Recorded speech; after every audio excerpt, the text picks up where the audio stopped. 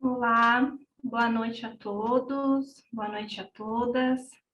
Já temos algumas pessoas online, então, no nosso evento de hoje.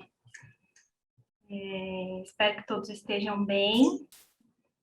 O meu nome é Raquel, eu sou a coordenadora da pós-graduação em Gestão de Custos e Negócios aqui na Faculdade FIPECAF. E essa noite eu estarei aqui com vocês moderando esse evento de hoje, cujo tema é o controle e o profissional de custos em tempos de turbulência. Talvez falando um pouquinho, introduzindo o tema, a gente sabe que em tempos de estabilidade, o comportamento natural das empresas talvez seja voltar o olhar para a captação de clientes especificamente e aumento da receita como formas de maximizar o seu resultado. Agora, em tempos de crise, como a que a gente tem vivido nos últimos meses, causada pela pandemia do coronavírus, as organizações passam a vivenciar esse grande desafio que é garantir sua rentabilidade e a sua sobrevivência, e passam, então, a se preocupar com possibilidades de gestão de custos. Se essa preocupação nunca existiu, ela vem e começa a existir. Daí, quando a gestão de custo se torna algo extremamente urgente e o próprio custo se torna uma das poucas variáveis que a gente consegue controlar diante de tantas incertezas, surgem os riscos de decisões precoces que podem prejudicar o andamento dos negócios das organizações. Então, considerando um pouco esse contexto, o objetivo desse nosso encontro hoje é trazer alguns insights sobre, por exemplo, ações em termos de gestão de custos que poderiam ser executadas pelos profissionais em tempos de turbulência e também quais habilidades os controllers e os profissionais de custos devem desenvolver para lidarem com esses desafios e entregarem resultados visíveis a toda a organização. Então, para falar desse tema, eu convido o professor Flávio Riberi, que é coordenador do MBA Controller e do MBA Contabilidade e Finanças EAD, aqui na Faculdade FIPECAF. Também é professor de cursos de graduação e pós-graduação e possui mais de 17 anos de experiência em auditoria contábil, auditoria interna e controladoria, e ocupa posições como controller e gerente de auditoria em organizações multinacionais. Boa noite, professor Flávio. Muito boa noite, professora Raquel. É um prazer estar aqui com vocês nessa noite. E essa noite também poderemos contar com a participação do professor Márcio Borinelli, que é doutor em Controladoria e Contabilidade pela FEA-USP, professor nessa mesma instituição, ele também é advisor e docente da pós-graduação em Gestão de Custos e Negócios aqui da Faculdade FIPECAF e coordenador adjunto do Laboratório de Gestão Estratégica de Custos vinculado à FEA-USP. Boa noite, professor Márcio. Olá, professora Raquel, boa noite, professor Flávio Riberi, uma satisfação reencontrá-los, boa noite a todos os que estão nos acompanhando nesse evento de hoje, uma grande satisfação recebê-los aqui. Perfeito, professores. Eu vou dar só um breve aviso, eu peço que vocês enviem suas questões, seus comentários no chat, e ao final desse evento a gente vai destinar alguns minutinhos para responder essas perguntas, ok? E a gente também vai tentar fazer uma dinâmica um pouco diferente essa noite, para tentar trazer um pouco de interatividade para esse evento. A gente vai propor algumas enquetes, fiquem tranquilos que são enquetes anônimas, ninguém vai precisar abrir microfone, abrir câmera, nem nada. São só algumas perguntas que eu peço para que vocês respondam, para que a gente possa calibrar um pouco melhor as discussões que a gente vai tocar aqui nesse evento, tá bom? Então, começando pela primeira enquete, na verdade, eu pergunto para vocês em qual segmento de atividades você atua. Eu vou colocar aqui algumas opções e eu peço para que vocês respondam.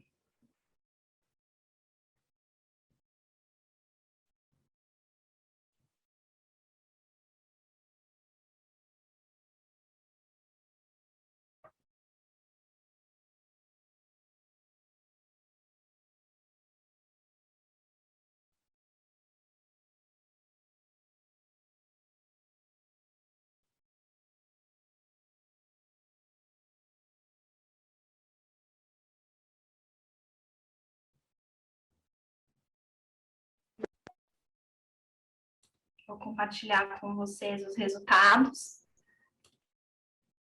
Mas uma grande parte categorizados no outro, né? Talvez fosse interessante, eu não sei, nós temos 37, um pouco menos de 37 pessoas online, talvez compartilhar no chat o que seriam esses outros. Acho que é uma boa oportunidade e os professores, no momento que forem falar, podem considerar essas respostas. Em segundo lugar, financeiro, claro, né? Então, para a gente agora dar início, né, realmente a esse evento, o tema de hoje é o controle profissional de custos em tempos de turbulência. Quando a gente pensa em tempos de turbulência, não tem como realmente pensar, como eu falei, nada diferente do que essa crise que a gente tem vivido nos últimos meses, por conta da pandemia provocada pelo coronavírus. E o professor Márcio, ele costuma se referir a esse período de crise como a tríplice crise. Então, professor Márcio, por favor, o que é essa tríplice crise e como que ela impacta os negócios das organizações, suas receitas e seus custos? Legal, Raquel. Então, a gente vai começar falando, né, dessa tríplice crise. Eu acho mais até para a gente traçar um pouquinho o pano de fundo, né, que a gente vive hoje. Eu considero aí que a gente vive desde o começo do ano de 2020. Então, essa tríplice crise, ela tem três perspectivas na nossa visão, né? Ela é uma crise econômica, ela é uma crise política e ela é uma crise sanitária, pandêmica, né? A crise pandêmica, a crise sanitária decorrente da Covid, que a gente está aí envolvido desde março do ano passado, né, especialmente aqui no Brasil, ela é uma crise que, quer dizer, já se alastra aí por 1 ano e meio, e que a gente vem conseguindo enxergá-la com perspectivas mais positivas nesse exato momento, né? E isso porque a gente vê a vacinação finalmente avançando, né? Então, o mês de junho foi o mês em que nós mais aplicamos vacinas aqui no Brasil. A gente consegue ver o número de casos e número de internações e número de óbitos caindo. A gente consegue ver as autoridades começando a discutir possibilidade de realização de eventos, Réveillon, Carnaval. Na Europa, a gente vê torneios que hoje já tem com a presença de público. Então, de fato, parece que tem uma luzinha no fim do túnel e essa luzinha está breve, assim, ela vai ficando cada vez maior, né? Muita gente diz que a gente vai conseguir passar o Natal, passar um Ano Novo agora, no próximo final de ano, mais próximo dos nossos familiares. E certamente todos nós estamos com muita saudade, né? Raquel, Flávio, turma de uma aglomeraçãozinha, mas temos que ter muita cautela ainda. Bom, do ponto de vista econômico, a crise se configura principalmente por consequência dessa crise pandêmica, né? Quer dizer, a gente precisou ficar com as atividades fechadas, né, no que diz respeito ao presencial em muitos segmentos. Se você pensar comércio, saúde, farmácias, ok, conseguiram, né, supermercados, alguns conseguiram manter-se abertos, mas a grande maioria precisou fechar, né? Nós, na educação, estamos passando por isso, com aulas remotas desde março do ano passado, né? Ensaiamos várias voltas e não conseguimos, né? E agora me parece que a gente está mais perto. Então, quer dizer, a nossa economia, não só do Brasil, né, mas como um todo, foi muito afetada. Alguns segmentos conseguiram se sair melhor, né? Recentemente, eu analisava com os meus alunos as demonstrações contábeis do Grupo Pão de Açúcar no ano de 2020, e o resultado deles foi muito superior do que o ano de 2019. Então, eu diria, né, professor Flávio, que trata-se de um outlier, né, porque realmente o setor alimentício, supermercados, conseguiu passar de uma forma diferente pela crise. Mas, assim, eu acho que a gente vem para um caminho de retomada, né? Quer dizer, a gente já vê aí várias atividades que voltaram com capacidade reduzida e agora já tem planos para aumentar a capacidade de utilização. Então, a situação econômica, ela também, a partir da crise econômica, entendo que a gente caminha para uma melhora. Agora, a terceira parte dessa crise, né, a chamada crise política, eu acho que ela aqui no Brasil nos pega ainda mais hoje, porque a gente vê ela cada vez mais acentuada, né? Então, hoje a gente tem uma CPI da Covid instalada no Senado e que cada dia a gente vê uma surpresa nova, né? Vocês viram o que aconteceu certamente hoje. O número de pedidos de impeachment do presidente é um número bastante grande. Então, assim, cada semana a gente tem uma notícia nova nesse contexto. Por exemplo, o reestabelecimento dos direitos políticos do ex-presidente Lula traz um cenário para a nossa eleição do ano que vem bastante diferente, né? Certamente é muito difícil para qualquer um de nós, qualquer instituto de pesquisa, entendermos o que vai ser o resultado das eleições do ano que vem. Então, nós não sabemos o que vai ser novembro de 2022, mas também não sabemos, e acho que hoje há esse risco, de se o nosso atual presidente chega até o final de 2022 e vai concluir o seu mandato, face a tantos problemas que a gente tem. Então, eu entendo, professora Raquel, que essa tríplice crise, né, ela tem esses contornos e a gente vê alguns contornos, a gente já com condições de pensar em retomada, e já estamos fazendo isso, né? E outros casos, a gente tem muitas indefinições que podem prejudicar um outro aspecto. Então, essa crise política certamente pode afetar a nossa retomada econômica, que poderia estar sendo diferente, né? Perfeito, professor Márcio. Eu também entendo que talvez a gente possa já considerar, apesar, acho que principalmente dessa crise política, né, dessa vertente política da crise, a gente já pode considerar, sim, que a gente está iniciando esse processo de retomada, principalmente com as boas expectativas na dimensão sanitária dessa crise. Então, eu te pergunto, na verdade, quais são os elementos importantes a serem considerados especificamente na gestão de custos nesse momento de retomada? Legal. Olha, Raquel, eu entendo que a palavra de ordem, na minha visão, é cautela e conhecimento. Na verdade, são duas, né? Cautela e conhecimento, né? Cautela, por quê? Porque a gente vem de um período muito longo, para mim, 1 ano e meio é um período, neste caso, de longo prazo, né? De difícil, de muitos e se's, né? E se isso acontecer, será que a gente vai conseguir? Eu vou dar um exemplo. Então, nós, na FIPECAF, programamos tudo para voltar às aulas presenciais agora em março de 2021, né? E quando chegou em março de 2021, veio a segunda onda e todas as escolas tiveram que recusar. E várias atividades foram isso. Quer dizer, esse ano nós tivemos inúmeros lockdowns, talvez em alguns lugares mais agressivos do que no ano passado. Então, está todo mundo muito ansioso pela volta. Então, cautela. Cautela no sentido de que a gente precisa dominar ainda mais o conhecimento sobre custos da nossa organização. Então, uma coisa que eu vou dar um exemplo. Muitas empresas, muitas entidades do ano passado, assim que foi decretada a pandemia, estabeleceram comitês de gestão de crise dentro das suas organizações. Mesmo que a gente consiga sair dessa tríplice crise, esses comitês poderiam continuar a existir, talvez com formato, com um olhar diferente. E os gestores, eles foram muito mais acionados para compreender e para cuidar dos custos e resultados da organização, não só da sua área. Então, o que eu entendo que a gente precisa? Fazer com que a cultura de custos ela esteja muito mais impregnada pela organização. E aí a cultura da gestão de custos é fundamental a gente lembrar, né, Raquel, que não estamos falando apenas de redução de custos.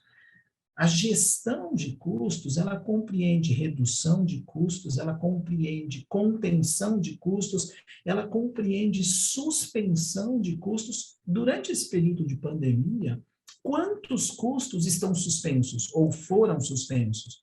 Mas em algum momento eu vou precisar retomar né? Por exemplo, gastos com aluguel, gastos com Wi-Fi em prédios onde o pessoal passou a trabalhar na forma de home office.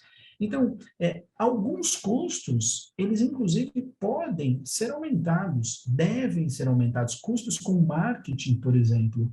Quer dizer, nesse período de retomada, eles precisam ser pensados sempre com muita cautela. Então, agora, para saber o que é que a gente precisa fazer nesse sentido, a gente precisa dominar fortemente esses custos. Quer dizer, no que a minha organização mais consome recursos? Esses recursos, eles são fixos, eles são variáveis, como é que eles se comportam?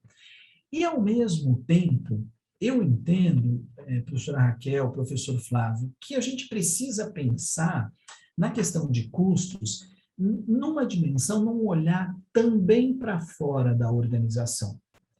Então, assim, eu costumo classificar essa gestão de custos com dois olhares. Um olhar mais tradicional, que é aquele olhar onde a gente pensa nos custos da minha empresa. Quais são os meus custos fixos? Quanto eu gasto com matéria-prima? Quanto que eu gasto com mão de obra? Quanto que eu gasto com aluguel? Mas as empresas precisam, no mercado que a gente vive hoje, conhecer o custo dos seus concorrentes. Quer dizer, e há inúmeras ferramentas, inúmeras formas para a gente buscar coisas. Não é fácil conhecer o custo dos seus concorrentes, mas é possível saber, inclusive, estimar, por exemplo, qual é o ponto de equilíbrio do seu concorrente. Então, esse é um ponto importante. Outra coisa, entender muito bem a dimensão do custo do consumidor, não só até o momento da compra, quer dizer, quanto que o consumidor paga pelo meu produto, mas pensar numa dimensão até o final da vida útil desse produto. Depois que o consumidor comprar o meu produto, quanto ele vai gastar para usar o meu produto? Ele vai comprar o meu produto, demanda energia elétrica, ele vai ter que fazer manutenção.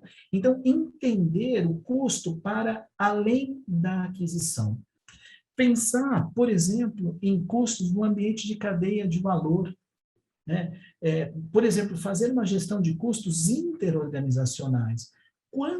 Muitas vezes eu já estressei tanto a otimização dos meus custos dentro de casa que eu já não tenho mais por onde mexer. Mas eu consigo pensar em parceria, seja com os meus fornecedores, o fornecedor do meu fornecedor, em olhar estrategicamente para esses custos e fazer uma gestão que vá além da minha organização. Então, são alguns exemplos de ferramentas que as nossas organizações podem adotar, ferramentas que eu diria, né, turma, avançadas e que certamente muitas organizações não utilizam, e que poderiam dar um caráter estratégico à gestão de custos. Legal, professor. Ótimos pontos. E acho que pensando talvez um pouco nesse caráter estratégico da gestão de custos e tentando trazer para a realidade da controladoria, né? A gente sabe que a controladoria tem diversos papéis dentro da organização, diversos formatos a depender da organização. Para a gente tentar trazer um pouquinho agora e começar essa conversa falando um pouco do profissional de controladoria especificamente, eu peço para que vocês respondam uma outra enquete, por favor. Então, tomando como base a sua vivência e o contexto em que você atua ou o contexto que você conhece, qual das afirmações abaixo você considera que mais descreve o atual profissional de controladoria?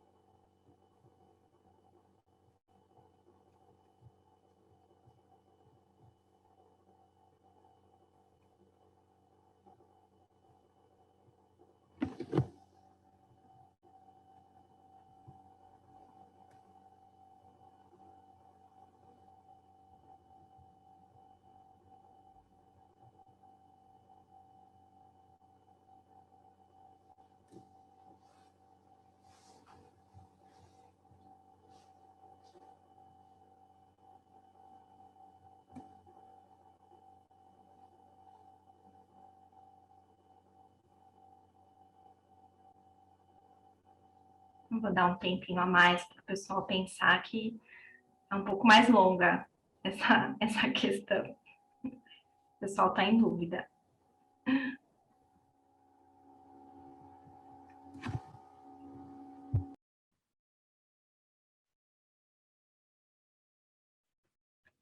Vou mostrar os resultados para vocês. Então, me parece que o profissional de controladoria majoritariamente se dedica à mensuração, análise e gestão de custos. Em segundo lugar, as atividades de orçamento e planejamento. Bastante interessante esse resultado. Bom, considerando então o papel do profissional de controladoria, né, e tentando também fazer um link com esse caráter estratégico, que todos esses desafios, né, todas essas ações propostas pelo professor Márcio, tudo isso, sem dúvida, desafia muito mais o profissional e, dessa forma, ele tem que adotar um posicionamento estratégico. Professor Flávio, o que você entende por caráter estratégico da controladoria na gestão de todas essas dimensões mencionadas pelo professor Márcio, ou de que forma que a controladoria poderia atuar e se inserir também nessas iniciativas de gestão de custos dentro das organizações? Perfeito. Eu acho que o primeiro ponto aqui, professora Raquel, falando para um público qualificado que nos acompanha aqui, eu vejo muitos participantes que estiveram conosco aqui em outros webinars. Obrigado a vocês todos pela presença. Não vou citar nominalmente, somente para também poupar aqui claro, salvaguardar a timidez de todos. Mas primeiro, quando você comenta isso, eu vou estressar na minha fala um pouquinho o que o professor Márcio trouxe como contribuição, sempre numa exposição muito eloquente da parte dele. Mas eu quero começar falando primeiro do que é uma controladoria num formato tradicional. É aquela que é voltada, né, estritamente às questões da contabilidade societária. Então, ela tem um foco em cumprir prazos de fechamento mensal, né? Só que, ao mesmo tempo, ela fica muito mais voltada a relatórios, a fazer aquilo que é o mínimo obrigatório requerido pelas normas contábeis. Mas, estressando esse conceito, né, eu vi que muitos participantes comentaram sobre que a controladoria tem envolvimento na análise e gestão de custos, né? Agora, dando um passo além, o que é necessário para que a área realmente tenha um papel proativo? Esse papel proativo tem muita relação com começar a ter domínio da especificação técnica daquilo que envolve o custo. Então, ora, se está falando em custo de matéria-prima, é natural que o controller e também o analista de custos comecem a ter domínio, né, das especificações daquele produto, das características do fornecedor, da característica de mercado, porque um erro de calibração nessa gestão, eu diria que pode pôr uma estratégia de abastecimento da companhia ali por água abaixo. Então, o controller, ele tem um papel sempre em mostrar a organização, o impacto, a simulação de toda tomada de decisão, né? Então, ou seja, a mudança do fornecedor A para o fornecedor B, o que impacta? Não é simplesmente falar que um fornecedor é mais barato que o outro. Existe uma série de outros indicadores, inclusive de qualidade, que pode apontar que muitas vezes um fornecedor que lhe entregue uma mercadoria com um preço 30% inferior ao seu fornecedor original, ele pode às vezes sair muito mais caro. A exemplo de quando esse fornecedor ele tem um nível de defeito ou de falha superior ao seu fornecedor original. Então, conhecer as características do produto, daquilo que você compra, que eu estou falando mais especificamente matéria-prima, mas vale também para serviços. E aí tem um custo que eu chamo que é o custo invisível, né? Quando você começa a ter problemas na relação com o seu fornecedor, comece a ocorrer um movimento dentro da sua organização. Para quê? Para que várias áreas tenham uma interação, para que esse fornecedor faça correções, ao invés de simplesmente seguir, né, com o fornecimento da forma convencional, tudo funcionando bem, em condições normais de temperatura e pressão, né? Mas aqui, eu vou, então, fazer uma referência aqui a dois pontos que eu acho importante, que envolvem, então, essa gestão de custos, para trazer, então, uma exemplificação do que seria essa estratégia, né? O que é o caráter estratégico para o controller e para o analista de custos. Então, falando em gestão de fornecedor, né, muito cuidado, claro, como você vai selecioná-lo e também como que você decide. Então, imagine que agora, pegando o momento de pandemia, uma empresa ela tem ali uma compra de insumos e aí, em certo momento, a sua receita despenca, ela cai. É claro que ela precisa ajustar, né, a sua aquisição de matéria-prima também em função da receita para não ficar com um acúmulo de estoque, né? Até porque muitos estoques podem ser ali perecíveis. Mas muitas vezes, né, fazer isso, o que leva a empresa? Olha, bom, então estou reduzindo, o fornecedor também, ele entende o momento, ele precisa compreender a tua estratégia que você busca muitas vezes uma relação mais de longo prazo com ele. Se você buscar isso e propor também, e aí que eu volto na atuação, de conhecer a especificação técnica, conhecer as características desta relação, você vai ter uma relação sempre com o foco no longo prazo. Então, o fornecedor ele não vai te trair se você souber administrar isso. E também, claro, expor o seu problema ali a ele. É claro, se você, nesse momento, troca de imediato para um fornecedor que é mais em conta, você pode desenvolver um novo, né? Isso é também sempre saudável, que você não fique na dependência de um único, mas também tendo cuidados para monitorar ali bons indicadores de qualidade. E aí, pegando um gancho também nisso que o professor Márcio comentou, daquilo que é a redução de custos, né? Então, já que eu comentei redução de custos, vale olhar, então, todo esse esforço que você tem, né, invisível à própria organização, quando você começa a ter problemas com um novo fornecedor, que por mais que a matéria-prima e o produto seja barato, né, possa exigir suor da sua parte para tentar manter a relação funcionando bem, seja por nível de qualidade, defeito ou outro fator qualquer. Então, eu diria que, em muitos casos que aparecem no mercado, é comum a gente ver que o barato ele pode sair caro. Eu queria comentar também aqui, professora Raquel, professor Márcio, uma segunda ilustração que está relacionada ao que a gente chama de pesquisa e desenvolvimento. Quando a gente fala de pesquisa e desenvolvimento, é claro que estamos pensando em uma empresa que inove, uma empresa que lance produtos novos, né? A gente sabe, né, da relevância que tem a inovação. Uma empresa que deixa de inovar, ela tende a perecer. Isso tem muitos estudos na literatura científica que falam sobre isso. Em especial, empresas que atuam em setores que são ali ultra competitivos. Eu vi na primeira enquete, tivemos aqui um participante respondente que atua na área do varejo. Então, o setor do varejo é um setor que a gente chama ali de um setor ultra competitivo e que, inclusive, a gestão de custos dele é sempre feita ali na vírgula. Então, um detalhe mínimo, né? Então, ou seja, se um descuido na relação com algum elo fundamental da cadeia de suprimentos dessa empresa pode fazer com que os seus custos tenham ali um desequilíbrio e você perca ali a sua competitividade com relação aos seus concorrentes, que fazem isso, com certeza, de uma maneira muito, muito efetiva, né? Mas eu diria que o gasto em pesquisa e desenvolvimento, ele é sempre um gasto muito difícil da gente pensar em abrir mão, né? Então, e aí existem várias formas, né, de olhar isso. E aí as empresas têm sempre como métrica olhar o gasto de pesquisa e desenvolvimento sempre ali como uma proporção da receita bruta, ou da receita líquida, né, isso como um benchmark.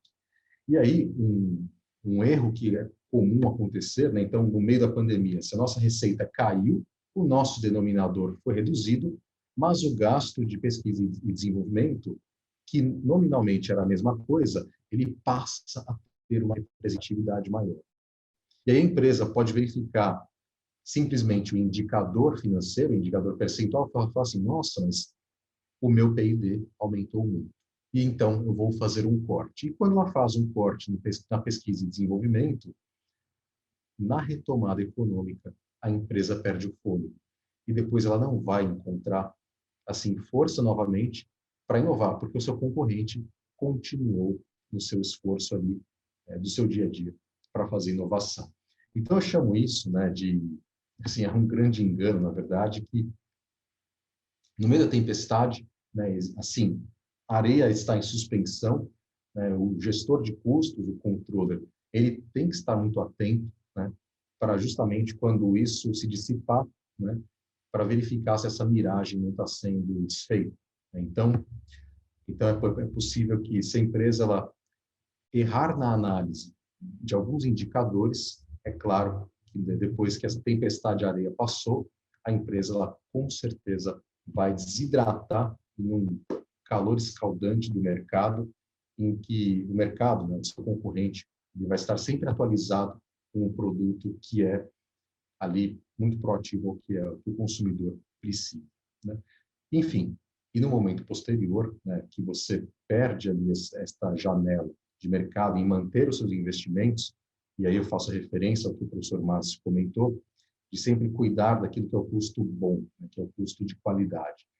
Então, se a empresa não cuidar disso, é claro que lá na frente o tratamento vai exigir um remédio muito, muito mais amargo para eliminar essas queimaduras solares que a empresa vai ter. Ótimo, professor Flávio. A gente está falando até agora, talvez um pouco do caráter mais da técnica, né, do conhecimento técnico que o controller e o profissional de custos devem ter para gerenciar todas as questões desses últimos meses, principalmente. Se a gente agora tentar entrar um pouco no papel específico do controller, como o líder da controladoria, né? E pensando um pouco no perfil que seria adequado, eu vou também agora colocar uma outra enquete para vocês, perguntando sobre exatamente esse perfil da liderança de controladoria. E nesse momento, eu sei que talvez a gente tenha algumas pessoas aqui no nosso evento que são da área de controladoria, mas respondam com base na sua experiência, né? Se vocês têm algum tipo de contato com a área de controladoria da organização de vocês, acho que vocês já teriam condições de responder. Qual dos perfis abaixo mais se aproxima da sua liderança de controladoria?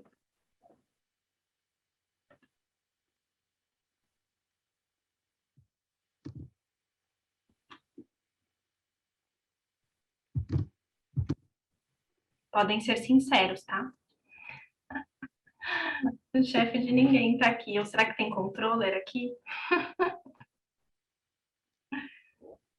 Tem que fazer uma autoavaliação se tivermos controllers aqui.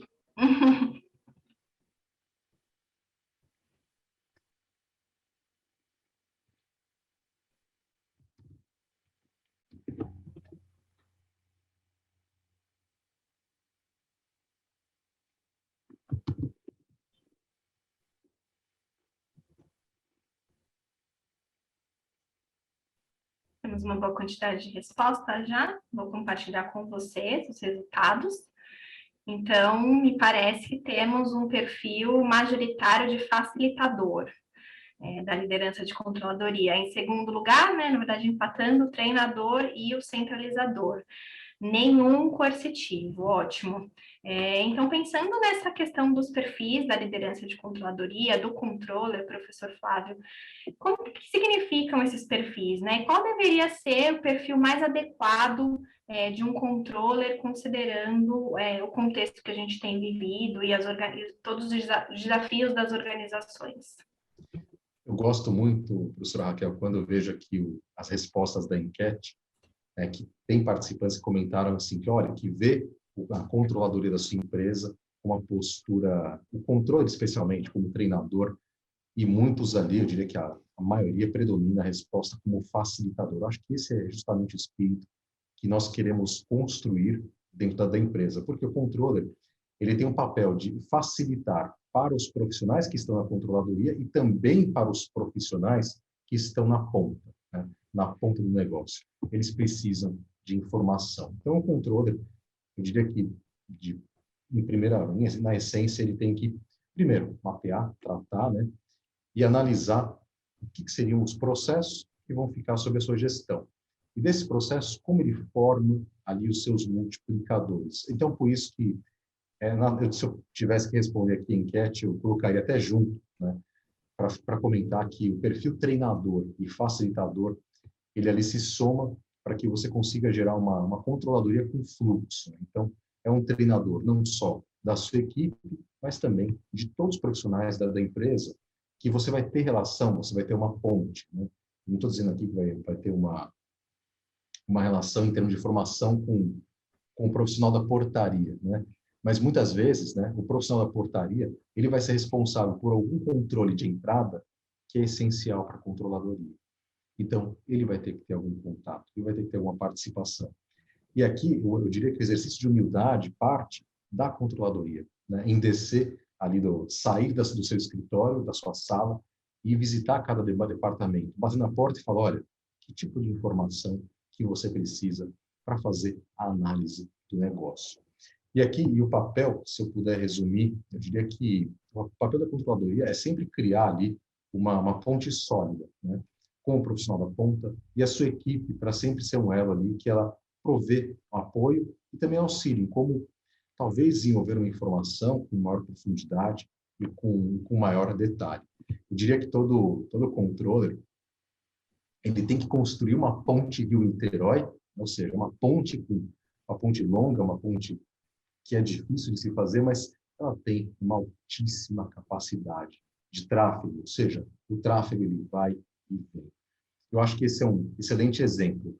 Na contramão também existem exemplos ruins, né? Assim como temos também pontes que não foram assim, tão bem construídas, ou, enfim, não foram exemplos tão bem sucedidos na história, como a ponte Hercílio Luz, lá em Florianópolis, que é uma ponte belíssima, por sinal, é um cartão postal da cidade de Floripa, só que é uma ponte que tem muitas limitações de capacidade de tráfego, sem contar que ela ficou interditada por 30 anos. Então, o controller que foca em construir uma ponte que gere um alto tráfego de informação é o controller que vai ser bem sucedido em, assim, ao invés de focar em fazer ali, estabelecer uma ponte que simplesmente seja bela e que mostre uma bela informação somente para o andar de cima da organização.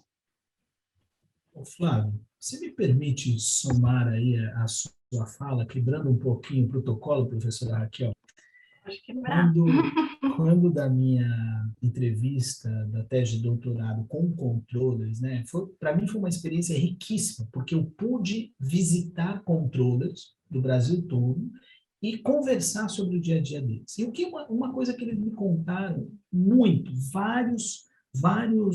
várias entrevistas isso ficou claro, Flávio, turma, que o controller, quando a gente consegue evoluir para esse perfil de controle do qual nós estamos falando, ele deixa de ser aquele profissional que os demais gestores, as demais áreas da organização querem ficar longe, não querem nem ouvir a opinião, porque já sabe que vai chegar lá e vai ouvir um não.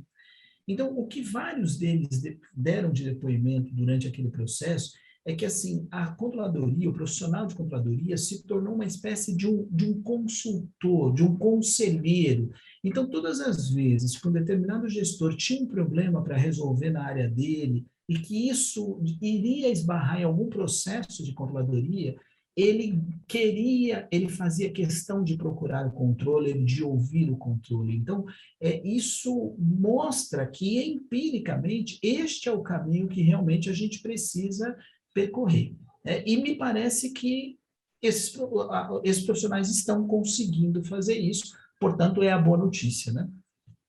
Desculpe, professora Raquel. E ainda seguindo, professor, essa boa notícia que você fala, eu vejo que muitas controladorias, elas abraçam a função de controles internos. Ela, além do expertise em produzir informação, ela vai ter o expertise técnico em construir o processo e construir, aliás, os medidores de desempenho, as métricas de controle, para conseguir fazer uma boa gestão do processo. Eu costumo também dizer que uma controladoria de qualidade, a gente consegue avaliar quando conversamos com os profissionais da ponta da linha, e aí nós perguntamos, olha, que tipo de relatório que você tem, né? Como que a controladoria da sua empresa te ajudou a fazer isso, e se esse relatório serve para alguma coisa, né? Então, e aí a controladoria, claro, ela está onipresente, né? Ela está no dia a dia, mas ela tem um papel ali de ser ali uma gestora da política, não só da política contábil, mas da política de informação dessa companhia. Então, e ela consegue ali, e esse é o grande desafio em construir essa ponte. A ponta da linha tem uma responsabilidade por fazer uma gestão de uma informação muito detalhada, mas a controladoria precisa capturar, sumarizar isso, também para levar essa informação para o nível diretivo, para o C-level da companhia. Então, acho que esse é um grande papel, né? Também traduzindo mais uma vez, é entender a controladoria como um grande hub, né? Ela é um coração que recebe informação, que envia, tanto para as áreas operacionais, como também para o andar de cima da organização.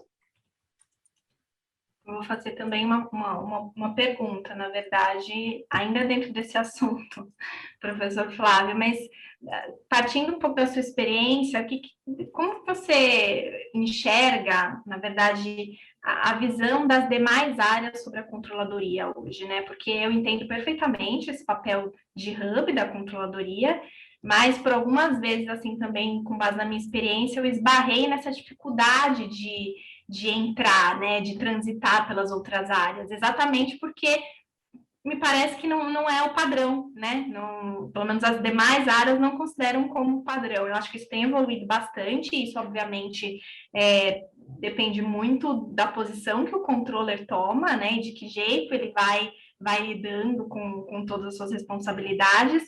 Mas eu não sei, eu tenho a impressão que existe ainda um pouco essa parede, assim, sabe? Aqui eu diria que vem um tom também, professora Raquel, da liderança, né? Se o controller ele tem um perfil profissional muito mais voltado ali, que eu chamo de cabeça de planilha, ele quer ficar somente olhando o número, e exige e cobra isso da sua equipe, né? E aí a equipe não consegue sair do departamento para visitar as áreas operacionais, né? Eu diria que uma controladoria de sucesso é aquela também em que a área operacional conhece pelo nome os analistas da controladoria. Então, olha, você conhece o João da controladoria, você conhece o Márcio da controladoria, ele pode te ajudar. Quando a pessoa começa a ser conhecida pelo nome, acho que também acaba sendo um bom medidor para saber que se produz informação, se cria essa ponte e existe tráfego de informação. Até porque a área operacional pode lhe acionar a controladoria até para fazer uma extração de base, algum detalhe. Tem empresas, inclusive, que a controladoria tem uma célula que lida somente com programação. Ela vai dentro do departamento de TI, extrai dados extremamente complexos para produzir análise para a área comercial, para a área de produção. Porque eu diria que, claro, né, o diabo está nos detalhes, né?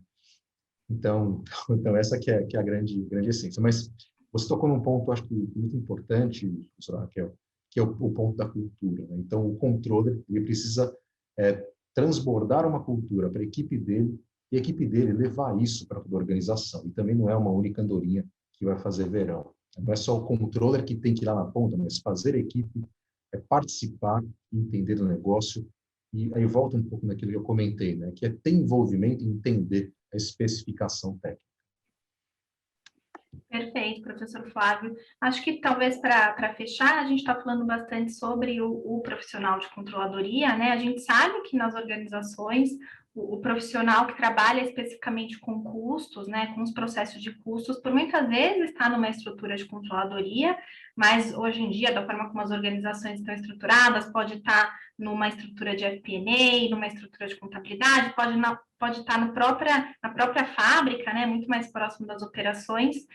Queria perguntar para o professor Márcio, então, pensando nessas características importantes do perfil profissional e pensando na posição específica de um profissional de custos, professor Márcio, que tipo de características seriam importantes, talvez considerando mais as soft skills, né, que são aquelas habilidades que não são exatamente técnicas, né, conhecimento técnico, mas envolvem liderança, criatividade, enfim. O que você poderia dizer sobre essas características do profissional de custos?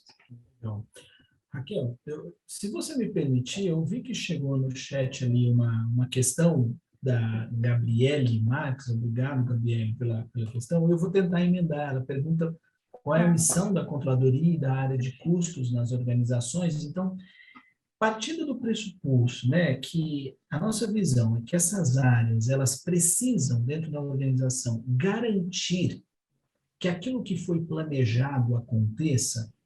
Olha, então, a organização, ela quer se tornar líder de mercado. Esse é o plano dela, o que consta no planejamento estratégico. Então, estas áreas que nós estamos aqui refletindo essa noite, elas precisam ajudar a garantir isso. Então, como é que se faz isso, né? Quer dizer, com que habilidades eu faço? Então, uma das habilidades é você dominar, de fato, os processos, o negócio.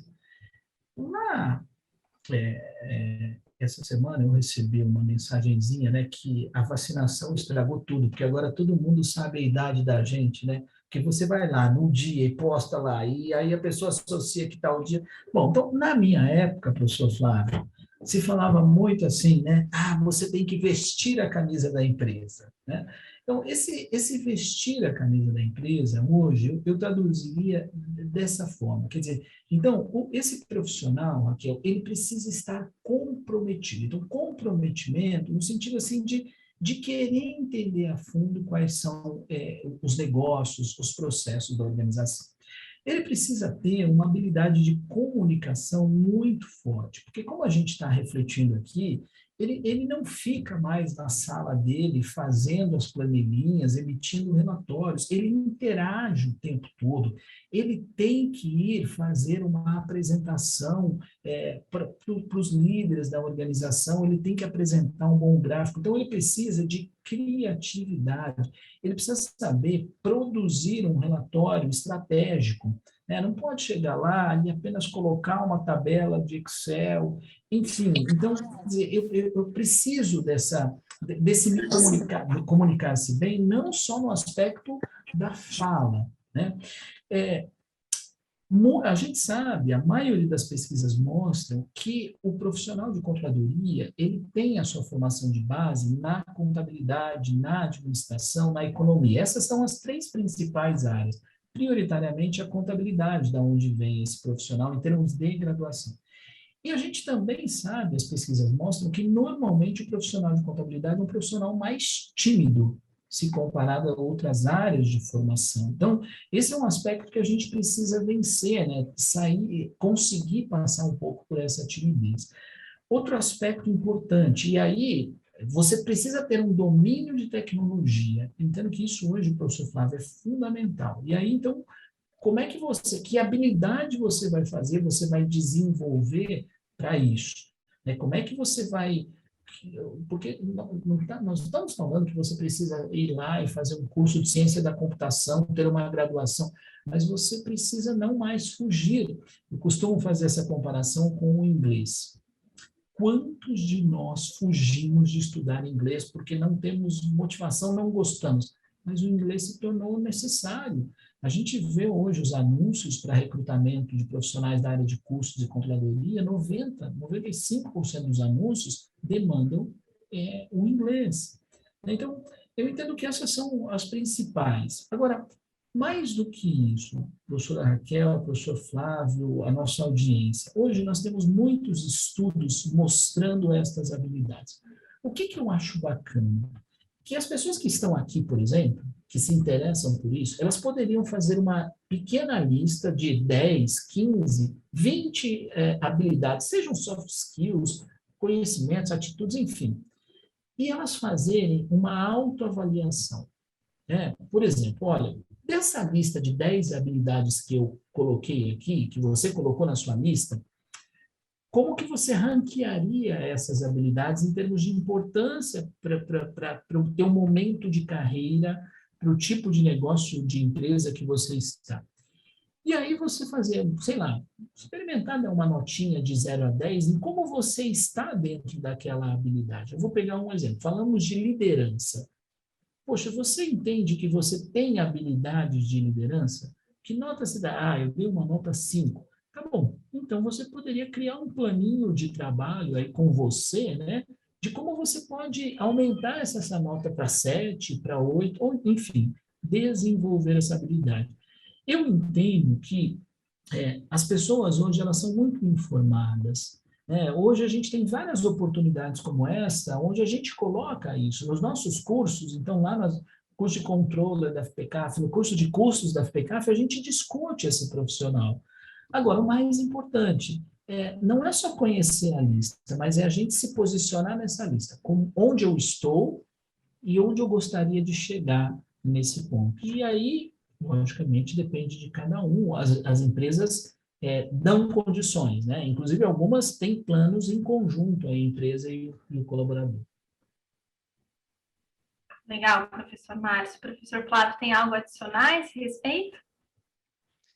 Bom, na verdade, pegando um pouco desse comentário que o professor Márcio fez, eu diria que é essencial, não é a habilidade de criar a sua estratégia também, mas a liderança vem junto com essa habilidade de você interpretar interpretar a estratégia que a empresa está tomando dentro de um mercado, que você consiga acompanhar e produzir aquilo que é necessário para dar uma resposta, eu diria que atual à empresa. Isso é o que mais acontece todos os dias nas startups, né? Porque a startup começa de um jeito, do dia para a noite eles falam, bom, esse produto aqui não para em pé, eles rasgam aquele produto e começa um outro, diferente. Muitas empresas estão se reinventando, e isso exige, assim, claro, estômago, liderança e também interpretação da estratégia. Eu vou colocar uma questão que mandaram no chat, de que forma o controller pode ajudar as áreas operacionais da sua empresa, que em geral não tem muito tempo de parar, sem parecer um mero controlador, cobrador de cumprimento de normas, regras, metas, etc. Acho que essa é uma questão realmente, talvez professor Flávio, né? Toda sua experiência. Acho que também o professor Márcio é muito competente para responder essa pergunta. Mas eu vou começar comentando, mas não com referência à falta de tempo da área operacional ou do controller, mas aquilo que é importante para a organização, né? Eu acho que a área operacional tem uma tendência natural, muitas vezes, de falar assim, olha, quem tem que controlar é uma outra área, não sou eu, né? Eu diria que isso é uma grande miopia, né? E também falta de visão sistêmica, né, de um profissional que fala isso. Porque o grande desafio hoje é que a empresa faça, de fato, uma gestão de consequência. Eu preciso me preocupar com quem está do meu lado.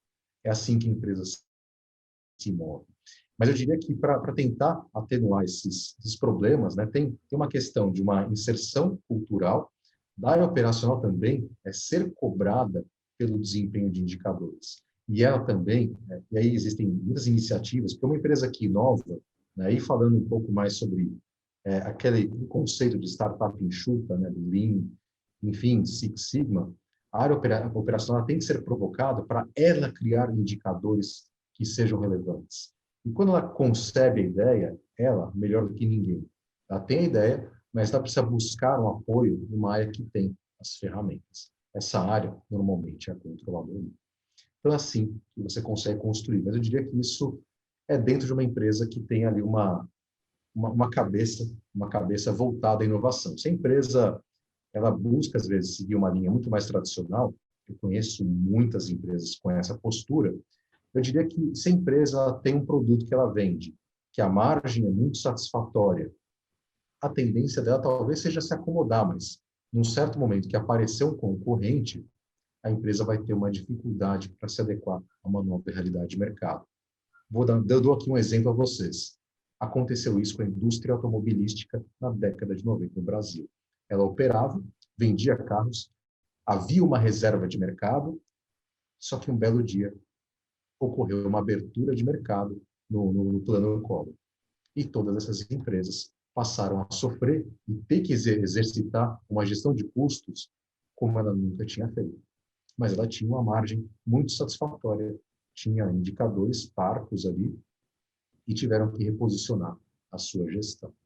Então, eu diria que a empresa ela não pode se acomodar, por melhor que seja a margem, por mais que na última linha esteja enxergando o lucro sempre, ela tem que sempre fazer o exercício, né, de consciência, né, pensando, olha, o que eu tenho que fazer também pensando no meu amanhã?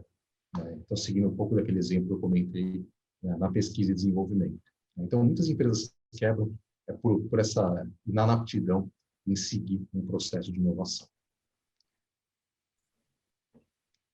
Ótimo, professor Flávio. Professor Márcio, gostaria de adicionar algo a esse respeito? Eu posso. Eu queria primeiro agradecer a Carmen aí pela excelente pergunta, excelente oportunidade. Eu queria trazer, Carmen, pessoal que está nos ouvindo, o conceito do business partner, professor Flávio, que eu acho que é assim, a ideia de ser um parceiro de negócio, acho que é essa a ideia. Quando eu fiz a minha tese de doutorado, eu tive a oportunidade de entrevistar o controller da Nestlé. Pô, e eu entendi naquele momento que a Nestlé, naquele momento, tinha um dos melhores modelos de controladoria do Brasil. Por quê? Porque o foco maior da controladoria estava na controladoria das unidades de negócio.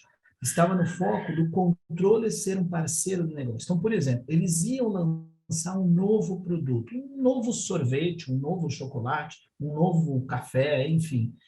Este controller que atuava na unidade de negócio, ele participava desse projeto desde o início, olhando para a viabilidade, envolvendo-se com as pesquisas de mercado que eram feitas para ver, eram feitas para saber o que o mercado pensava daquele possível produto, enfim. Então, tá bom, eu entendo, Carmen, que de fato a gente tem muitas atividades e que nem sempre a gente consegue esse tempo para isso, mas a gente precisa dar um jeito, né? A gente faz isso na nossa vida pessoal.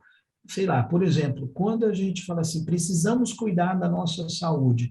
Ah, eu quero ir fazer uma academia, mas eu não tenho tempo. No momento que o médico falar assim, se você não fizer, você vai morrer, você vai arrumar esse tempo.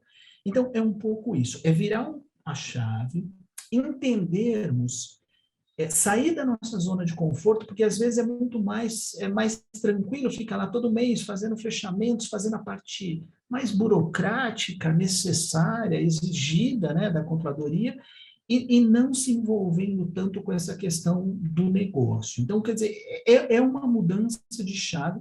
E aí, fazer a organização compreender que nós, profissionais de custos de controladoria, somos capazes disso. Quer dizer, transmitir essa confiança e saber que eu tenho condições de participar de uma reunião de gestão e sinalizar uma decisão que pode ser tomada, sabe? Sem aquele olhar, aquele viés, mas é uma decisão essa muito quadradinha dentro dos números de finanças e contabilidade. Quer dizer, mostrar que a gente, de fato, entende o negócio. Então, acho que este caminho, quer dizer, o que é necessário para que dentro da minha organização eu atue como um parceiro de negócio, eu acho que é a chave, e aí, Carmen, não tem uma resposta certa, mas o caminho é esse, né, de ser um parceiro de negócio.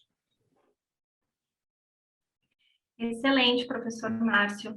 Estamos caminhando aí para quase uma hora de evento. Não recebemos mais nenhuma questão no chat. Acho que podemos, então, encerrar. Eu agradeço muito a participação de todos. Gostei bastante da nossa conversa aqui hoje. Professor Flávio, Márcio, não sei se querem despedir, dar a última palavra. Eu deixo aqui o professor Márcio falar primeiro, por favor. Tá bom, você quis dizer os mais velhos primeiro, né, Flávio? Eu não quero dizer os mais velhos, aqueles que foram vacinados antecipadamente. Tá ótimo, tá ótimo. Eu queria, uma vez mais, agradecer aí a FPCAF, a professora Raquel, o professor Flávio pelo convite. Para mim é sempre uma grande satisfação poder bater esse papo, né, Raquel, fazer essas reflexões, porque eu acho que a gente não tem na nossa área nada pronto e acabado, né? Nós estamos sempre numa área em movimento. O Mário Fernandes, né, que é o controller da FPCAF, ele diz que todo dia ele trabalha com uma camiseta que atrás está escrito assim, estamos em obra. E é mais ou menos isso, né? Quer dizer, o profissional dessas áreas é um profissional que está o tempo todo se desenvolvendo. E o que me deixa muito feliz é saber, quando as pessoas estão interessadas nisso, né? Então, a gente vê a cada processo seletivo a quantidade de alunos que buscam esses cursos, essas formações, e e o que está acontecendo no mercado de trabalho. Toda semana a gente tem uma notícia boa de que está aumentando a procura por profissionais de custos, profissionais de controladoria, que está aumentando a remuneração, porque a gente também precisa disso.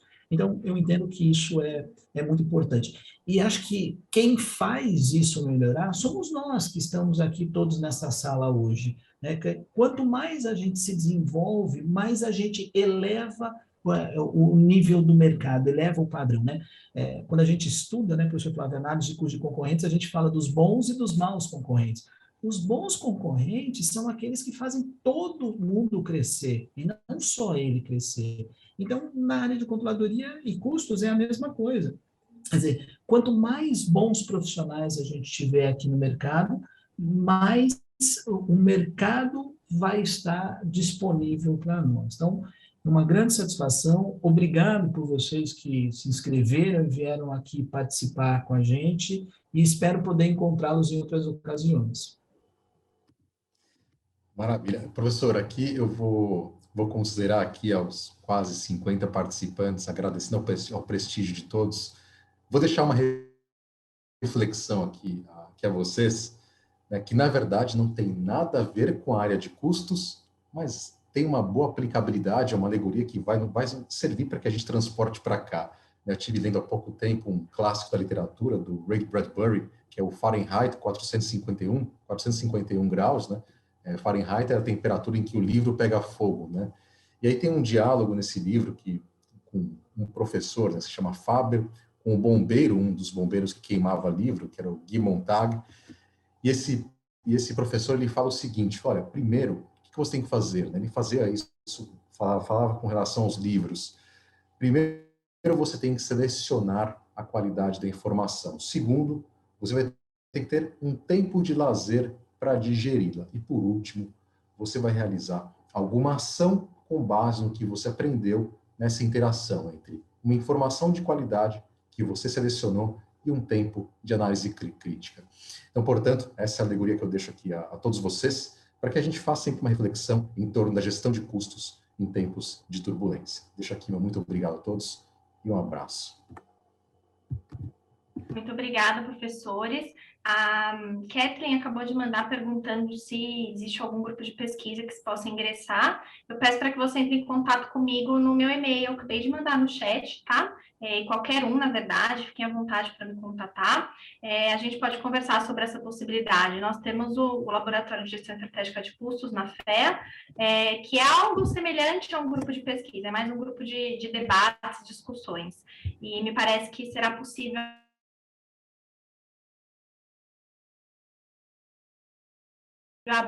de também colocar o e-mail de contato aqui no chat. É isso, pessoal. Muito obrigada pela participação de todos, viu? Uma boa noite a todos.